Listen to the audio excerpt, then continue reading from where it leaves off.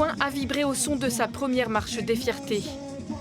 Festive, flamboyante et militante, plus de 200 personnes présentes dans les rues. Un bon début pour Tourcanciel, organisateur de la marche. Les jeunes ont besoin de cette visibilité parce que y a la prévalence par exemple du taux de suicide qui est plus grand chez les jeunes LGBT. En fait, ça crée tout un tas de problèmes, le manque de visibilité pour les jeunes LGBT, pour la construction. Donc oui, c'est hyper important dans des villes comme ça de se montrer visible. Et c'est aussi d'autant plus important que au niveau politique, on n'a pas eu de soutien municipal. Donc c'est très important de montrer qu'on existe, qu'on s'auto-organise. Avec ses 100 000 habitants, Tourcoing rejoint les villes de la région comme Roubaix, Calais et Dunkerque qui ont aussi célébré la diversité. Avec des habitants bienveillants. C'est bien, magnifique. Il fait du soleil en plus de ça. C'est magnifique. Je vous le dis, tout le monde doit être heureux dans la vie.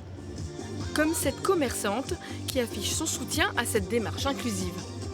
On a une communauté aussi sur notre concept K-pop japonais, une communauté LGBT, on a 50% de notre clientèle qui sont LGBT, donc on soutient pour notre clientèle et nous aussi on est très attachés à tout ça et le vivre ensemble comme on dit.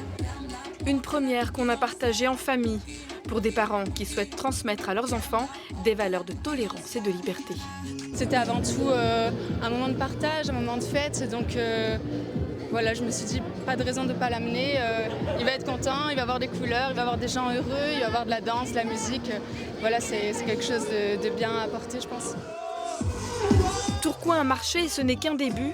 Les voix portées aujourd'hui espèrent être entendues et soutenues l'an prochain pour une édition encore plus haute en couleurs.